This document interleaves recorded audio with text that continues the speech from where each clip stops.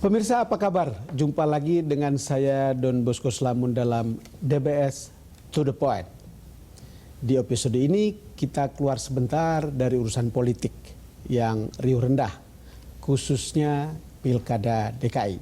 Saya ingin membawa Anda untuk membicarakan soal kereta cepat Jakarta-Bandung yang merupakan satu dari proyek infrastruktur wah di masa pemerintahan Presiden Joko Widodo.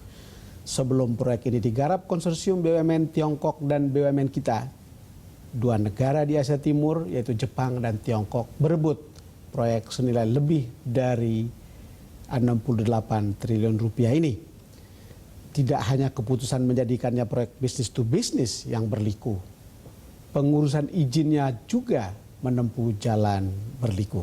Saya hadirkan Anggoro Budi Wiriawan, Direktur Utama PT Kereta Cepat Indonesia Cina atau KCIC. Namun sebelum kita lanjutkan perbincangan kita dengan Pak Anggoro, mari kita lihat paket berikut ini.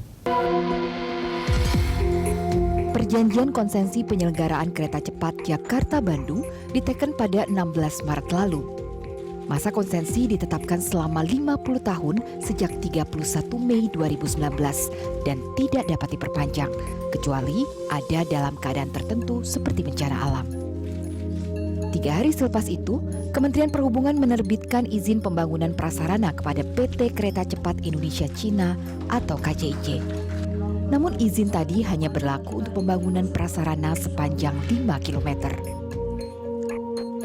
KCIC sebagai perusahaan bentukan konsorsium BUMN Tiongkok dan BUMN Indonesia punya pekerjaan rumah yang harus segera dirampungkan, yaitu melengkapi dokumen untuk 137 km lagi prasarana perkereta apian yang akan dibangunnya.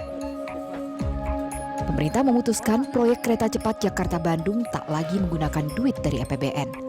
Formatnya business to business dengan BUMN Indonesia dan BUMN Tiongkok sebagai tulang punggungnya. Pemerintah menyokong betul proyek yang akan memperpendek waktu tempuh 2 kota metropolitan ini menjadi 37 menitan. Pak Anggoro, akhirnya proyek kereta cepat Jakarta-Bandung diresmikan oleh Presiden Joko Widodo. Apakah berarti segala kesibukan, segala kegaduhan di seputar ini sudah selesai? Ya, terima kasih ya Bang. Alhamdulillah izin-izinnya sudah terbit semua. Kami juga menyampaikan apresiasi kepada seluruh pihak yang terlibat di sini, dari Kementerian Perhubungan, Kementerian Lingkungan Hidup dan Kehutanan, Kementerian PU, dari Kementerian Agraria, dan banyak pihak lainnya yang sangat mendukung. Dan ini sekarang sudah diselesaikan perizinannya, tinggal kita bekerja keras untuk membangun. Sudah selesai perizinannya, tapi kita coba dengar Pak Jonan ini. Saya kira Pak Anggoro pasti ada di sana kemarin. Coba kita dengar Pak Jonan. Ya silahkan dikerjakan, tolong izin-izin lain yang menjadi kewenangan daerah. Jadi misalnya nanti setelah izin pembangunan itu Bapak mungkin mesti ngurus IMP, ya, mesti ngurus penguasaan atau kepemilikan atas lahan dan sebagainya. Karena izin pembangunan itu kalau penguasaan lahannya tidak dikuasai pasti tidak bisa dibangun. Nah ini Pak Anggoro, kalau dengar Pak Jonan masih ada lagi proses yang lainnya. Kalau saya baca izin yang dikeluarkan baru 5 km untuk 142 km jalan rel kereta cepat ini. Bagaimana sebetulnya supaya publik bisa paham nih? Jadi memang 5 km ini sesuai dengan permintaan Bapak Menhub, dan kami memenuhi semua persyaratan ini. Setelah terbit izin pembangunan 5 km, kewajiban kami adalah menyelesaikan sisanya 137 km. Ini yang kita targetkan awal April, mudah-mudahan sudah bisa kita sampaikan kepada Kementerian Perhubungan untuk dibahas dan mudah-mudahan bisa cepat perizinan diterbitkan. Awal April semua, artinya dikebut lalu kemudian awal April sudah selesai semua. Kan bayangan awam begini Pak Anggoro, 5 km baru sekarang. Lalu kemudian bagaimana dengan yang 137 km yang lainnya? Di dalam 5 km yang kami sudah mendapat izinnya, itu sangat lengkap. ada terowongannya 2 km, ada jembatannya 800 meter, ada add grade-nya kurang lebih 2 km lebih. Jadi memang di dalam 5 km itu mewakili hampir semua perjalanan 142 km ini. Betul. Ada terowongannya, ada terowongan, 2 km, ada jembatannya, ada track add grade-nya. Ada track apa? Add grade. Add grade. Oh iya, oke. Itu di persisnya Jakarta Bandung itu di daerah mana itu persisnya? 5 km ini di daerah Cikalong Wetan. Itu di kilometer 95 sampai 100. Yang kita harus mulai melaksanakannya minggu ini. Kita mulai persiapan dan pelaksanaan pekerjaan untuk 5 km ini dengan kemampuan kita. Tentunya dengan supervisi dari konsorsium Cina nanti. Nah, pengalaman 5 km ini nanti akan memakan waktu cukup panjang, tetapi ini akan menjadi bahan pembelajaran bagi kita untuk menyelesaikan juga yang 137 km. 5 km selesai, kalau ada 2 km satu terowongannya, kelihatannya yang lain apakah lebih mudah begitu maksudnya Pak Anggoro? Total terowongan itu ada 17 kilo. Total terowongan ada 17 kilo. Jadi yang 2 km pertama ini adalah bahan pembelajaran. Tapi kami akan all out. Kita harapkan tidak berurutan, tapi kita akan simultan semua. Masalah kita itu sebetulnya begini, Pak Anggoro. Ini kan Presiden sudah memutuskan untuk jalan ini kereta cepat Jakarta-Bandung. Dan kalau sudah Presiden memutuskan begitu kan, tidak ada lagi keributan-keributan yang mestinya terjadi di bawah, bukan? Dengan terbitnya ini sebenarnya sudah selesai semua perizinannya. Kita tinggal membangun dan menyelesaikan perizinan untuk yang 137 km. Setelah itu kembali ke konsorsium kita, harus kerja keras. Kembali ke konsorsium untuk kerja keras. Untuk membebaskan tanah, membangun, menyelesaikan perizinannya untuk sertifikasi layak operasi.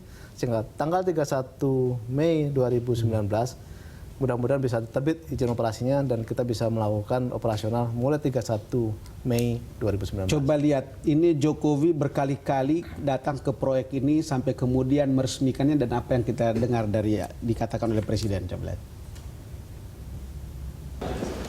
Pembangunan kereta cepat ini dilakukan B2B.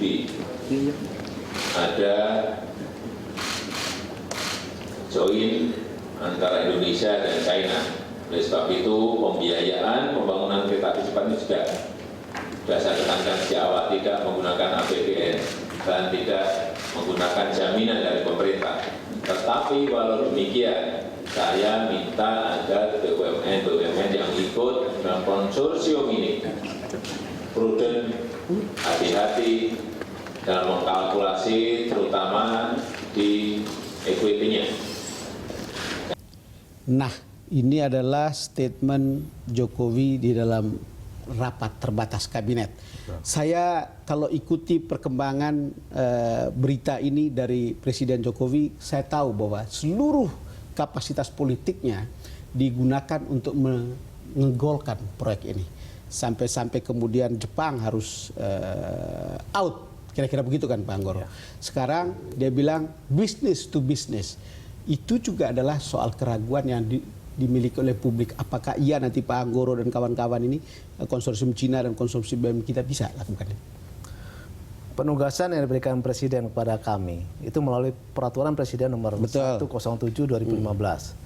Di dalam Peraturan Presiden tersebut jelas bahwa untuk konsorsium ini, untuk pelaksanaan kereta cepat ini, tidak ada anggaran APBN yang boleh dikucurkan ke proyek ini. Tidak boleh ada jaminan finansial yang boleh dikucurkan. Sebelum teruskan itu, soal jaminan finansial, katanya harus ada jaminan itu, bukan? Diminta oleh KCIC, bukan? Kami tidak pernah meminta jaminan finansial. Yang kami minta adalah jaminan kepastian kelaikan usaha. Oh, kelaikan usaha. Jadi itu jaminan kepastian hukum. Kalau ada pembatalan dan seterusnya, begitu. Sekarang kalau lihat jaminan business to business kontrak untuk menyelesaikan proyek ini, Pak Anggoro ini adalah orang yang harus bisa meyakinkan saya dan orang di Republik ini bahwa ini tidak akan fail di tengah jalan. Tadi pesan Bapak Presiden bahwa nomor satu yang harus diutamakan adalah proyek ini berjalan sesuai prosedur ketentuan yang berlaku. tidak boleh melanggar peraturan. Prudent. Kemudian juga tolong diperhatikan masalah equity. Nah, dari konsorsium BUMN, nomor satu yang harus diperhatikan adalah masalah equity. Masalah equity ya. Equity itu bisa berasal dari modal sendiri, bisa berasal dari aset yang dikerjasamakan, atau bisa juga dari pinjaman. Pemirsa, kami akan jelas.